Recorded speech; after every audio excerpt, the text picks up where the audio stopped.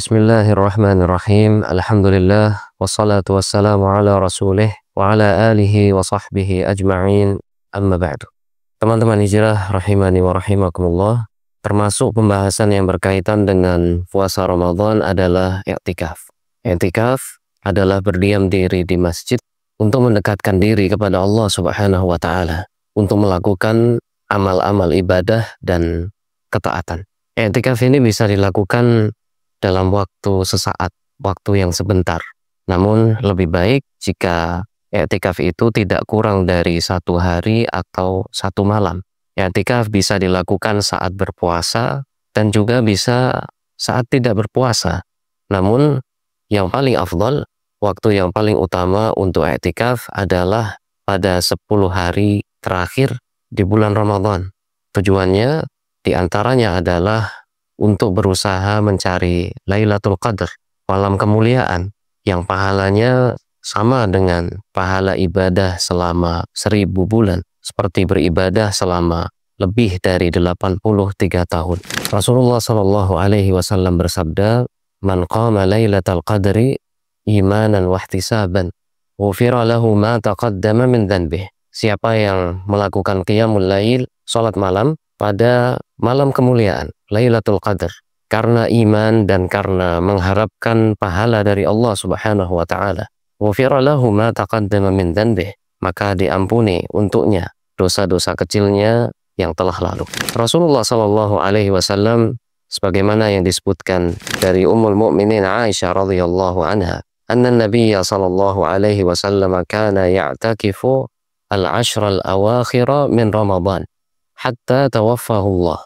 Nabi Shallallahu Alaihi Wasallam beliau melakukan i'tikaf pada 10 terakhir di bulan Ramadan. Terus menerus setiap tahun beliau lakukan sampai beliau wafat. Dan ini juga dilakukan oleh istri-istri beliau di saat beliau masih hidup, begitu juga sepeninggal beliau. Teman-teman hijrah rahimakumullah, termasuk syarat yang penting ketika beriktikaf adalah niat. Sehingga yang diniatkan saat berdiam diri di masjid itu adalah untuk beribadah kepada Allah Subhanahu wa taala. Maka apabila berdiam di masjid sekedar untuk singgah misalnya, maka tidak terhitung sebagai i'tikaf. Kemudian termasuk syarat yang penting dalam i'tikaf bahwa masjid yang digunakan, khususnya apabila yang beriktikaf adalah laki-laki, masjid yang digunakan adalah masjid yang digunakan untuk sholat 5 waktu. Dan lebih baik lagi apabila masjid yang dipakai untuk i'tikaf itu adalah masjid jami', masjid yang digunakan untuk sholat 5 waktu dan juga sholat Jumat.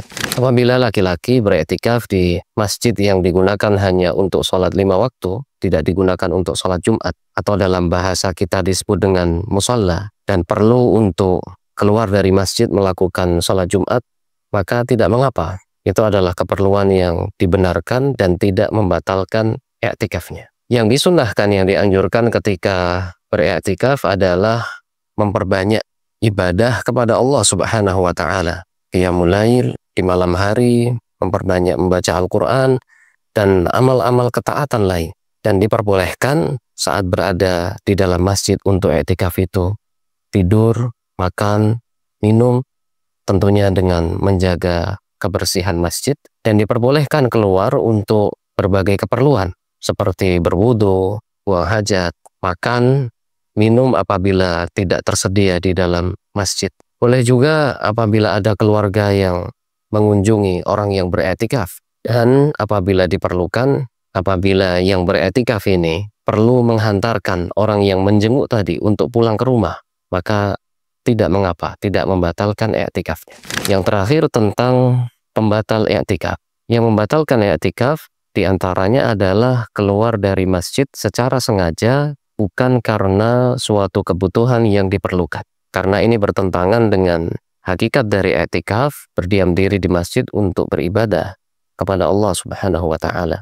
Demikian juga termasuk yang membatalkannya adalah hubungan suami istri. Apabila seseorang beriktikaf kemudian pulang untuk melakukan hal tersebut, maka batal i'tikafnya. Dan termasuk yang membatalkannya juga adalah haid dan nifas. Apabila wanita beriktikaf kemudian haid dan nifas, maka batal i'tikafnya. Demikian pembahasan kita tentang i'tikaf, semoga bermanfaat. Wassallallahu wasallama wa baraka ala nabiyyina Muhammad wa ala alihi wa sahbihi ajma'in.